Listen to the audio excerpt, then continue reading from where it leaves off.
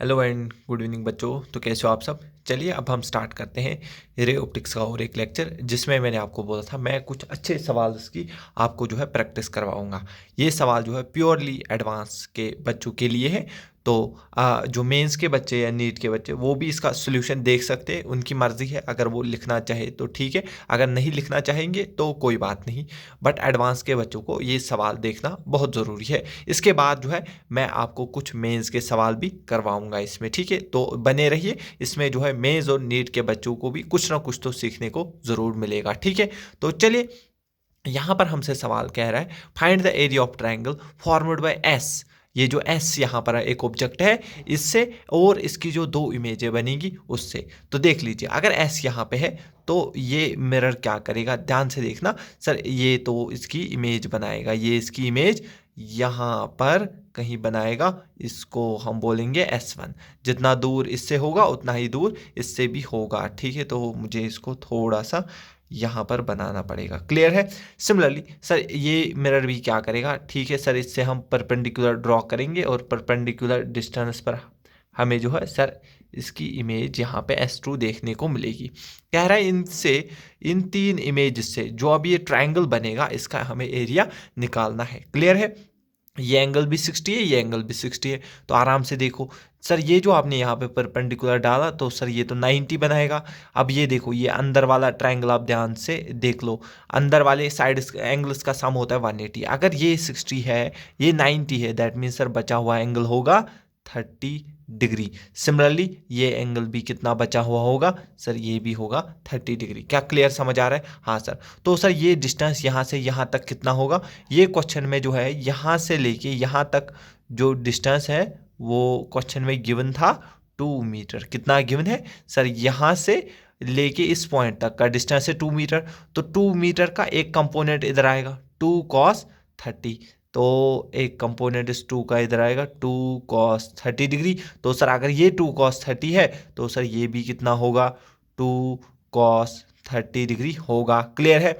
Similarly sir अगर यहाँ से देखिए यहाँ तक 2 cos 30 है तो इधर भी क्या आएगा सर, यहाँ भी आएगा 2 cos 30 डिग्री। एंड सर ये भी बनेगा 2 cos 30 डिग्री। ये एंगल 60 है, दो साइड बराबर है तो ऑब्वियसली ये साइड भी बराबर होगा और ये बाकी एंगल भी 60 डिग्री इसके बन जाएंगे। क्लियर समझ आ गया कैसे सर? देखो ये 60 है, ये पूरा क्या है 90, तो बचा हुआ एंगल होगा 30। तो ये 90, ये 30, तो बचेगा क्या 60, ये भी 60। अगर तीनों साइड एंगल 60 आ गए तो तीनों साइड भी बराबर होंगे। तो दैट मीन्स सर ये हमारे पास इक्विलेटरल ट्रायंगल बन गया।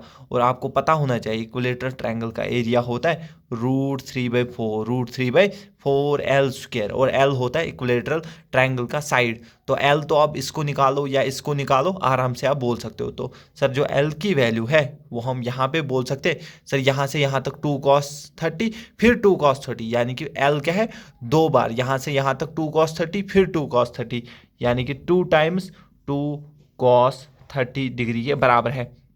तो इसको हम लिख सकते हैं 2 इंटू में है यहाँ पे 2, और cos 30 की वैल्यू आपको पता होनी चाहिए √3/2, दोनों 2 कैंसिल हो जाएंगे। यहाँ पर 2√3 मीटर हमको L मिल जाएगा, क्लियर है। इसकी वैल्यू अब यहाँ पे पुट करते हैं तो एरिया ऑफ ट्रायंगल क्या मिलेगा सर, √3/4 L स्क्वायर की जगह 2√3 का होल स्क्वायर। इसको सॉल्व करेंगे, ये मिलेगा हमें √3 अपॉन में 4 इंटू में 2 का स्क्वायर बनेगा 4 इंटू √3 का स्क्वायर बनेगा 3। 4 और 4 हो गया कैंसल, यहाँ पे 3√3 मीटर स्क्वायर इस ट्रायंगल का एरिया हमारे पास आ जाएगा। क्या एक बार फिर से आप सवाल देखिए और ये फिर आराम आराम से इसका आप सोल्यूशन देख लीजिए। आई होप आपको ये सवाल अच्छे से समझ आ गया होगा और ये बहुत अच्छा कंसेप्चुअल सवाल है, ठीक है। तो चलिए इसको नोट करिए, फिर हम और एक सवाल लेकर आते हैं। हाँ तो चलिए और एक सवाल अब हम डिस्कस करते हैं। ये JEE मेंस का प्रीवियस ईयर सवाल है। ईयर मुझे प्रॉपर्ली याद नहीं है, लेकिन ये पूछा हुआ सवाल है।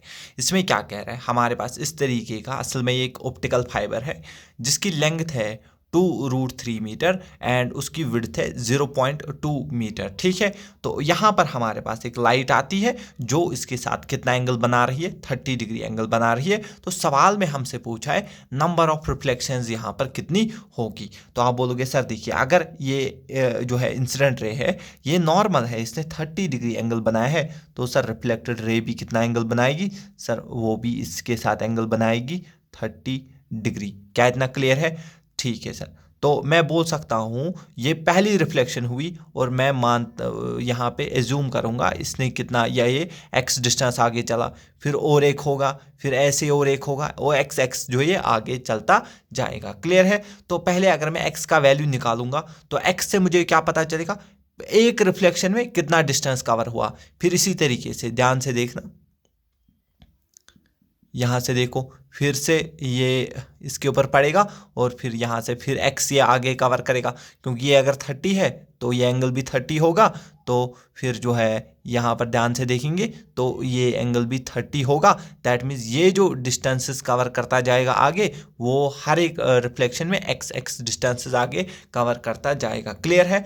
तो सबसे पहले मैं यहाँ पे अगर मैं लिखूँगा tan 30 degree, tan 30, sir tan क्या होता है सर, यहाँ पे परपेंडिकुलर को मैंने x माना है, divide by base. Sir base क्या होगा, अगर ये 0.2 है तो सर ये डिस्टेंस भी 0.2 होगा, 0.2, और tan 30 1/√3 होता है इक्वल टू x अपॉन 0.2। तो मुझे x चाहिए तो x आ जाएगा, ये 0.2 ऊपर चला जाएगा, 0.2/√3 मीटर।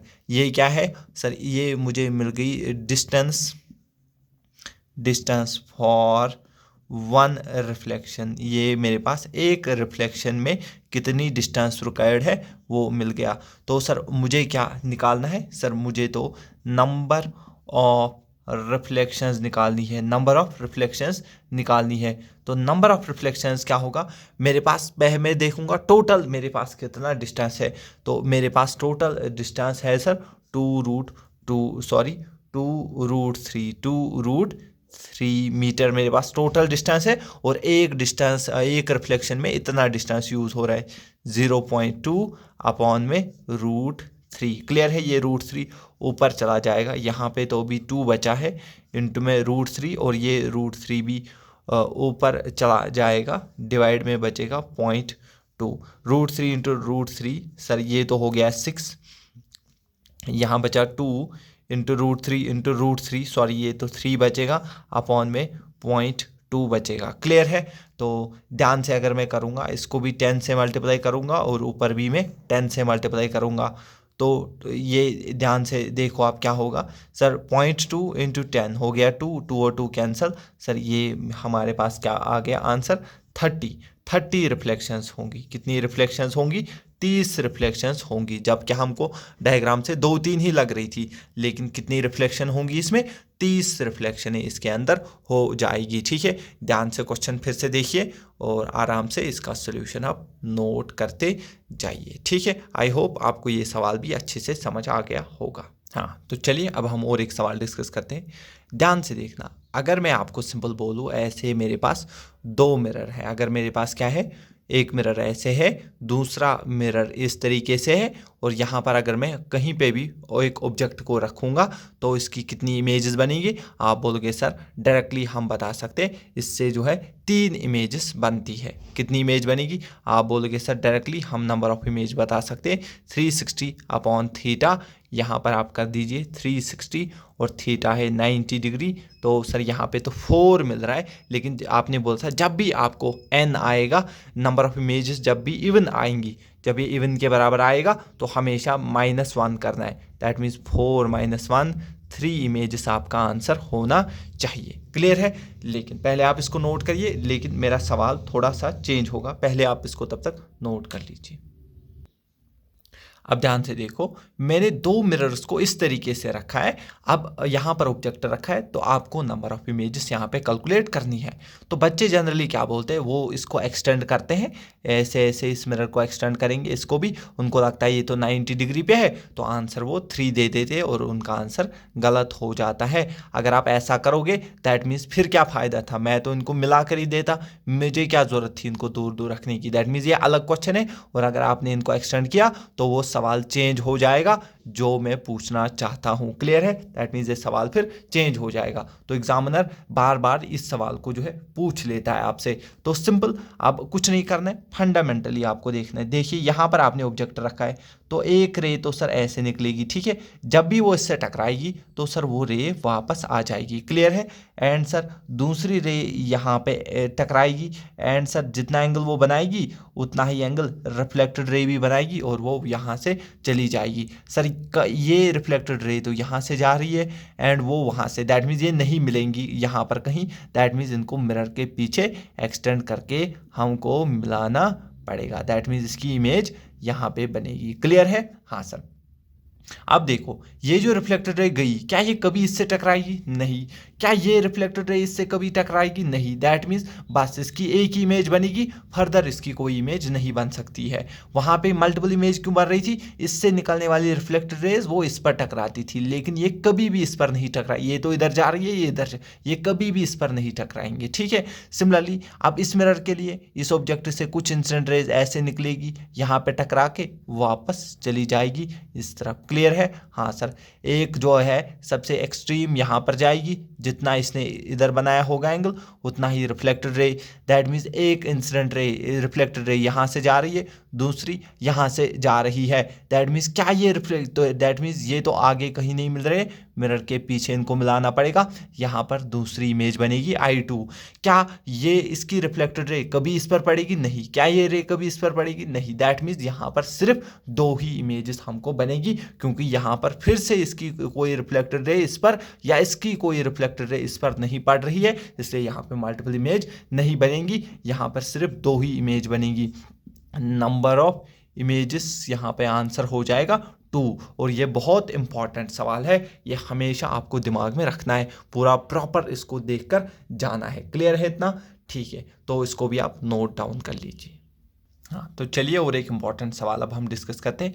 यहाँ पे क्या कह रहा है, if object is placed at very large distance, ये इंपॉर्टेंट है, बहुत दूर रखा है from mirror and mirror is small, और मिरर भी बहुत छोटा है, तो बताइए कितनी नंबर ऑफ इमेजेस यहाँ पे बनेगी। दैट मीन्स ये मुझसे कह रहा है जो मिरर है वो बहुत छोटा है, जो मिरर है बहुत छोटा है। इस तरीके से मैं बना लेता हूँ। वो ऑब्जेक्ट यहाँ कहीं नहीं है, ऑब्जेक्ट है बहुत दूर, ऑब्जेक्ट है बहुत दूर। मान लीजिए यहाँ पर ऑब्जेक्ट है, तो आप क्या बोलोगे, मैक्सिमम यहाँ पे मान लीजिए एक रे यहाँ पर आके टकराएगी एंड देन फिर वो रिफ्लेक्ट होके चली जाएगी। सिमिलरली यहाँ पर और एक रे टकराएगी एंड सर जाएगी। आप बोलोगे सर और एक रे, नहीं, उतना बड़ा मिरर नहीं है, ये बहुत छोटा मिरर है और ऑब्जेक्ट बहुत दूर है। दैट मीन्स सर ये दो रिफ्लेक्टेड रेज तो कहीं नहीं मिलेगी, इनको पीछे एक्सटेंड करके यहाँ पर एक इमेज बनेगी I1। सिमिलरली सर इस पर एक रे जाकर ऐसे टकराएगी, दूसरी रे जाकर ऐसे टकराएगी, इनसे भी मैक्सिमम एक ही इमेज बन सकती है, उसके अलावा यहाँ पे नहीं बन सकती है, क्योंकि उसने बोला मिरर छोटा है और ऑब्जेक्ट बहुत दूर रखा है। तो दैट मीन इसीलिए यहाँ पे नंबर ऑफ इमेजेस कितनी बनती है, नंबर ऑफ इमेजेस आपका 2 आंसर आता है। क्लियर है? इस सवाल को भी आप ध्यान में रखिएगा। क्लियर है? तो ये देख लीजिए सवाल और ये इसका सोल्यूशन। हाँ, तो अब इस वाले सवाल को आप एक बार देख लीजिए। ये भी इम्पॉर्टेंट सवाल है। जनरली अगर हम इसको सॉल्व करेंगे तो यहाँ पर नंबर ऑफ इमेजेस अगर हम कैलकुलेट करेंगे तो अगर बच्चा जनरली देगा तो इन्फिनाइट बोलेगा, बट ये दो प्लेन मिरर्स जो है एक दूसरे के पैरेलल है, बट यहाँ पर आपको थोड़ा सा ध्यान से देखना है। अगर ये थोड़ा सा भी यहाँ पर ऊपर होता तो नंबर ऑफ इमेजेस जो बनती वो इन्फिनाइट होती और वही हमारा आंसर होता। लेकिन यहाँ पर पूरा थोड़ा सा आपको ध्यान से देखना पड़ेगा, जहाँ पर ये वाला मिरर ख़त्म हो रहा है वहीं पर ये वाला मिरर स्टार्ट हो रहा है, तो ऐसा सवाल जो है इन्फिनाइट आंसर आपका नहीं होगा, ये गलत आंसर हो जाएगा। इसको भी सिमिलरली इससे पहले वाले सवाल की तरह एक रे यहाँ से आएगी, रिफ्लेक्ट होके वापस चली जाएगी। सिमिलरली दूसरी रे यहाँ से रिफ्लेक्ट होके ऐसे जाएगी, तो यहाँ पर हमें जो है एक इमेज इसका देखने को मिलेगा। सिमिलरली रे यहाँ पे टकराएगी एंड देन वापस चली जाएगी, एंड एक रे यहाँ पे टकरा कर वापस चली जाएगी। दैट मीन्स देखो, इसकी जो ये रिफ्लेक्टेड रे है, सिर्फ एक रे इससे टकरा रही है और एक रे से इमेज नहीं बनेगी। इसके अलावा कोई और एक जो जस्ट इसके ऊपर वाली रे होगी वो भी यहाँ से चली जाएगी। दैट मीन्स इसकी बाकी एक रे के सिवा कोई भी रे इससे नहीं टकराएगी। दैट मीन्स इसलिए यहाँ पे मल्टीपल इमेजेस नहीं बनती है, इसीलिए यहाँ पर सिर्फ 2 इमेजेस हमको बनती है। अब सवाल यहाँ पर दूसरा है, अगर हम ऑब्जर्वर को यहाँ पर जो है रखेंगे और दूसरे ऑब्जर्वर को हम यहाँ पर रखेंगे, तो आपको बोलना है, अगर मैं इसको ए बोलूँगा या बी इसको बोलेंगे, तो आपको बोलना है नंबर ऑफ़ इमेजेस किसने कितनी देखी होगी। तो अगर मैं आपको बोलूँगा ऑब्जर्वर ए ने कितनी नंबर ऑफ़ इमेजेस देखी, तो सिमिलरली यहाँ पे खड़ा है, तो यहाँ पे रिफ्लेक्टेड रे ये तो I1 के फील्ड ऑफ व्यू में आ गया, तो ये एक इमेज देखेगा। सिमिलरली ये तो I2 यहाँ पर जो है इसकी दूसरी इमेज बनेगी I2, तो ये उसके फील्ड ऑफ व्यू में है, तो उसको भी एक इमेज दिखेगी। क्या आपको क्लियरली ये क्लियर हुआ? आई होप ये जो है क्लियर हो गया होगा। तो नेक्स्ट में हम स्टार्ट करेंगे स्फेरिकल मिरर्स, ठीक है।